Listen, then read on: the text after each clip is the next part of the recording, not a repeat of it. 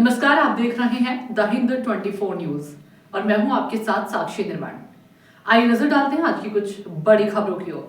आम चर्चा है कि अगर भाभर तालुका में सर्विस कोऑपरेटिव सोसाइटियों में लोन की जांच हो तो बड़ा घोटाला सामने आ सकता है। भाभर तालुका के खड़ोसन गांव की सर्विस कोऑपरेटिव सोसाइटी में घोटाला होने से सदस्यों में गुस्सा है। खड़ोसन गांव के किसानों को Banaskantha district central cooperative Palanpur की भाभर ब्रांच से किसानों को फसल लोन की रकम देने के संबंध में नोटिस मिला। नोटिस में कहा गया था कि किसान सदस्यों ने लोन लिया था, लेकिन जिन सदस्यों को नोटिस मिला उन्होंने पहले भी लोन लिया था, लेकिन किसानों ने लोन चुका दिया था। हालांकि नोटिस पाने वाले सदस्यों ने उन कागजों का इस्तेमाल लोन चुकाने के लिए किया था, लेकिन नए साल में किसानों ने कहा कि सोसाइटी के मंत्री और बनास बैंक के कर्मचारियों ने लोन का गबन कर लिया। आज सोमवार को नोटिस पाने वाले बड़ी संख्या में किसान सदस्य अपना मामला पेश करने के लिए भाभर के बनास बैंक भाभर ब्रांच में आए, जिसमें खड़ोसन गांव के रबारी जोधा भाई धूड़ा भाई, जिनकी 2021 में कोरोना महामारी के दौरान मृत्यु हो गई थी, को उनके घर पर KCC फसल ऋण के 3 लाख का भुगतान करने का नोटिस मिला।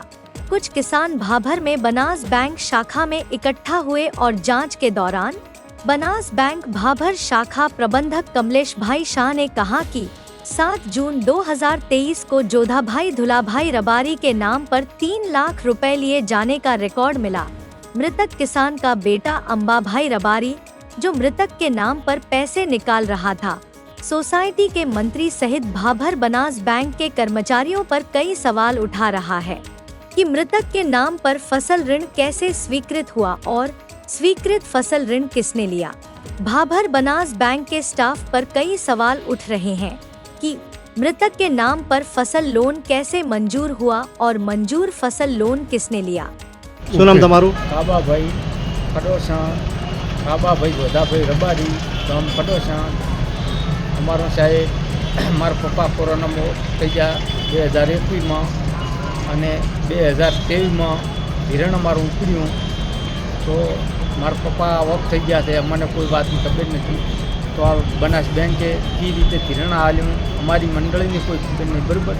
અમારી મંડળીનો મંત્રીમાં જાણતો હશે, અમે કોઈ જાણતા નથી। એમાં કંઈ બોલાઈને પેલે કાગળિયા લઈ એના કને હશે તો પણ એને એમાં વગેરે કેવી રીતે આલ્યું, બરાબર।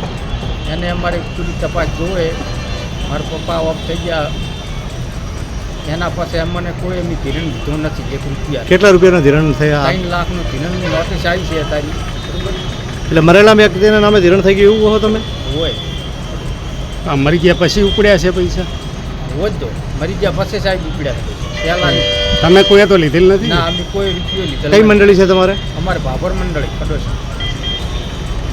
આવા તો અમારા 40 જણા અમારા ગામના ખડોસણના છે। બેડા ભાભોર બધા ગામની ગાડીઓ આવી જ તરફ છે, બરાબર। હવે બેંકના સાહેબ કોઈ એડા હાલતા નથી, કોઈ મંત્રી એડા હાલતો નથી, તો અમારે જવાબ હાલવો છે ને। તમારો અમને જીવો સત્ય નિર્ણય જોવે, અમને હાસો ન્યાયનો મળવો પડે। બોલો તમારું? મારું નામ પાંચાભાઈ રત્નાભાઈ ઠાકોર ખડોસણ। આ નોટિસ 1,05,000ની આવેલી છે, અમે ધિરણ નથી કરેલું તેમ છતાં આવેલી છે અને આ 50,000ની આવેલી હતી હું ભરવા તૈયાર એગ્રી છું અત્યારે। તો અત્યારે આ બેંક મેનેજરે 1,20,000નો બે ખાતા ઉપર બોધો બોલે છે।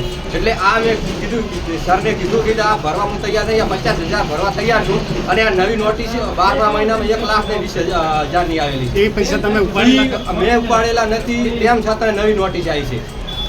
કઈ મંડળીની છે? ખડોસણ અને ભાભરમાં 50,000 છે। બીજી તો આ ઉપાડવા હું તૈયાર છું, પણ ખડોસણમાં લીધા જ હા ખડોસણમાં નથી લીધા, તેમ છતાં આ નોટિસ આવેલી છે। અમારા ગામના દેશુભાઈ મંત્રી એમના પૈસે અમે ઉપાડ્યા હતા, પણ અમે પૈસા ભરી દીધા બેંકના અને ફરી એણે પાછું ધિરણ ઉપાડી લીધું અને અમને નોટિસ મળી એટલે અમે આવ્યા પાછા બેંકથી।